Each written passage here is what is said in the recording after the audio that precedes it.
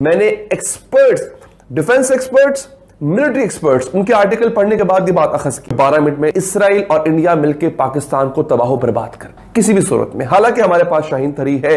अगर भारत कश्मीरियों को उनके हकूक दे दे तो हम कश्मीर पर भारत का कब्जा तस्लीम कर लेंगे। इस बयान का क्या मतलब होगा? यानी अपनी शिकस्त ही तस्लीम करना, शिकस्त ही तस्लीम करना। मैंने experts, defence experts, military experts, उनके आर्टिकल पढ़ने के बाद ये बात अखज़ की है। हमारा जो शाहीन 3 है उसकी रेंज है 3000 से 3500 किलोमीटर, तो वो पहुंचेगा इजराइल।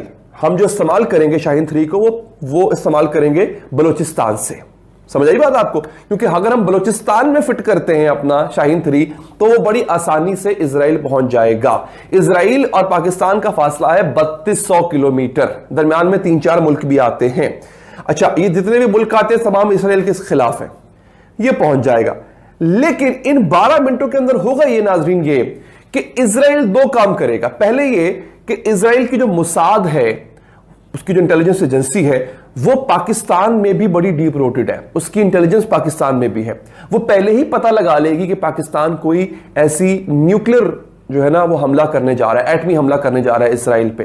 तो होगा ये कि इससे पहले पाकिस्तान हमला शुरू करे, इसराइल पहले हमला करके हमारी जो न्यूक्लियर फैसिलिटी है, जो हमारे एटम बम जहां पे हमने रखे हुए, जहां से हमने लॉन्च करने हैं, वो तबाह कर देगा। एक दूसरा ये खुदा ना खास्ता, ये मैं उनका मौक़िफ़ बता रहा हूं जो समझते हैं कि पाकिस्तान ये जंग नहीं जीत सकता। अच्छा, दूसरा काम ये होगा कि हमने मिसाइल फर्ज करने छोड़ दिया, हम मिसाइल को लॉन्च करने में कामयाब हो गए, 12 मिनट लगेंगे उसको पहुंचने में। एग्जैक्ट 3 से 4 मिनट के अंदर अंदर जो इजराइल का मिसाइल डिफेंस सिस्टम है वो एक्टिव हो जाएगा। आयरन डूम के नाम से उसका नाम है आयरन डूम। वो एक्टिव हो जाएगा। वो जैसे ही एक्टिव होगा नाजरीन, वो मिसाइल को रास्ते में ही तबाह कर देगा, हमारे मिसाइल को रास्ते में ही तबाह कर देगा। यह दलील पेश की जाती है और फिर कहा जाता है कि उसके बाद इजराइल जब अटैक करेगा पाकिस्तान पे तो वो तहवाला कर देगा।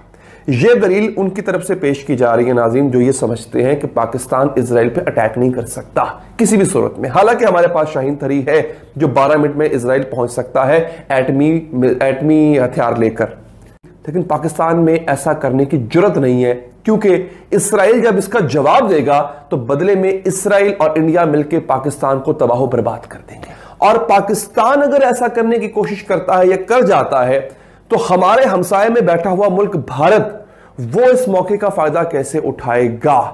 3 दिन से रमजान मुबारक के बाबरकत महीने में हो रहा है, ये होना और ये होना चाहिए जो मुस्लिम उम्मा कर रही है फलस्तीनियों के साथ। देखिए हसन, जो मिडल ईस्ट की पॉलिटिक्स पर नजर रखता है उसके लिए ये कोई हैरानी की बात नहीं है। ये पिछले 1-1.5-2 साल से आप ये बात सुन रहे हैं कि ये मिडल ईस्ट के लिए एक न्यू ग्रेट डील की बात कर रहे हैं।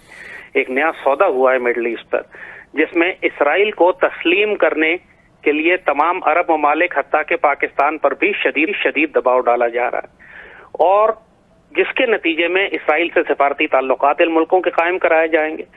और उसके जवाब में ये तमाम ममालिक इनको फाइनेंशियल इकोनॉमिक बेनिफिट्स दिए जाएंगे और ये फलस्तीन पर खामोश हो जाएंगे।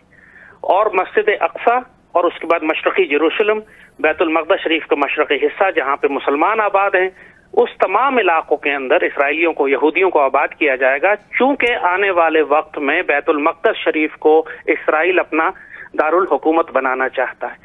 It's all part of this huge game. मुसलमान हुक्मरान शामिल हैं इसके अंदर। ये जो यके बाद दीगरे अचानक बैठे बिठाए तमाम मुसलमान ममालिक ने इसराइल से ताल्लुकात कायम कर लिए हैं, ये हादसाती तो नहीं है। इसके नतीजे में कुछ बेनिफिट्स मिल रहे हैं। इसके नतीजे में मस्जिद अक्सा को फरोख्त किया गया। तो ये एक उम्मत के जवाल का, उम्मत की गुमराही का एक ऐसा दौर है कि जिसमें इंसान सिर्फ खून के आंसू रो सकता है, क्योंकि मुसलमान हुक्मरान बिक गए। अगर मस्जिद अक्सा गिरना शुरू हो गई, मस्जिद अक्सा पे यहूदी काबिज हो गए, फलस्तीनियों को बैतुल मक़दस शरीफ से निकाल दिया गया, जो कि अगले 4-5 साल में इन्होंने करना ही है। यही टाइमलाइन है, हम उसमें दाखिल हो चुके हैं। आपने अगर इनके टेंपल माउंट के ऊपर, जिसे ये कहते हैं, वो जगह जहां मस्जिद अक्सा बनी है, इन्होंने उसका नाम टेंपल माउंट रखा हुआ है। अगर यहाँ पे मस्जिद अक्सा खड़ी रही तो इनका एजेंडा कभी मुकम्मल नहीं हो सकता। इन्होंने मस्जिद अक्सा को गिराना है, उससे पहले मस्जिद अक्सा के मुहाफिजीन को कत्ल करना है। ठीक सर, ये इस वक्त आपके आंखों के सामने हो रहा है। और सर ये उस वक्त ये अब ज्यादा इसमें शिद्दत इसलिए आई है कि 2020 का एक पूरा जो पैच गुजरा, आहिस्ता आहिस्ता सारे अरब ममालिक ने इसराइल को एक्सेप्ट करना शुरू किया। सऊदी अरब इस वक्त पेंडिंग के ऊपर है। आपसे हमने बड़ी दफा ये सवाल किया, इस वाक़े के बाद आपको लगता है कि मजीद ममालिक अब नहीं करेंगे एक्सेप्ट, क्योंकि मस्जिद अक्सा के ऊपर बाज़ाब्ता तौर पर हमला किया गया 3 दिन से? सर ये जो हमला किया गया है, मैं सख्त बात करने लगा हूं, अरब हुक्मरानों की मर्जी से किया गया है। करना चाहें तो सब कुछ कर सकते हैं, हम करना चाहें कोई ताकत नहीं है हमें रोकने वाली। हम बड़े ताकतवर मुसलमान मुल्क हैं अगर करना चाहें तो, लेकिन हम करना नहीं चाहते, बात यही है। अभी जो बुलाया गया था, मैं मानने को तैयार नहीं हूं ये बात कि जो पाकिस्तान को बुलाया गया था अभी सऊदी अरब, वहां पर इसराइल को तस्लीम करने की बात ना की गई हो।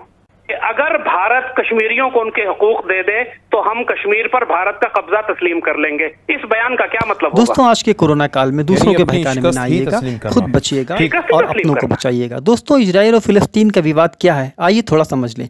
दोस्तों 1947 में यूनाइटेड नेशन यूएन ने एक प्रस्ताव पारित करके पहले से ही आपस में लड़ रहे एक देश पैलेस्टाइन को, जो कि आज का फिलिस्तीन है, को 2 भागों में बांटने का निर्णय लिया था, जिसमें पहले देश बना 14 मई 1948 को एक यहूदी देश जिसे आज का इजराइल कहा जाता है। दूसरा देश बना एक मुस्लिम देश जिसे आज का फिलिस्तीन कहते हैं। ये फिलिस्तीन अरब देशों के अंतर्गत ही आता है, जैसे एशिया में भारत, पाक, चाइना, अफगानिस्तान आदि।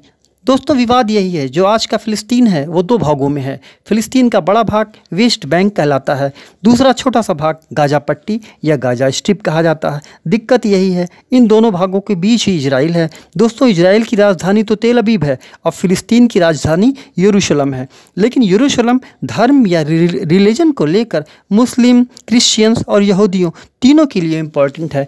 दोस्तों एक बात और कहना चाहेंगे, दोस्तों एक बात और है इम्पॉर्टेंट, वर्ल्ड के साइंटिस्टों में पुराने समय से आज तक 80% या उससे ज़्यादा साइंटिस्ट यहूदी ही रहे हैं। दोस्तों इजराइल की तुलना भारत से की जाती है, जैसा कि भारत और पाकिस्तान के बीच है वैसा ही कुछ इजराइल और फिलिस्तीन के बीच रहा है। और संयोग ही रहा है कि आज़ादी के बाद कारगिल की लड़ाई हो या आज का चाइना विवाद, इजराइल हमेशा ही भारत के लिए खुलकर सामने आया है और हम भारतीयों को मदद पहुंचाई है।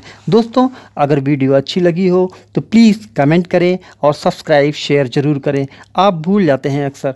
Dear friends, please I need it but with your more love. Thank you.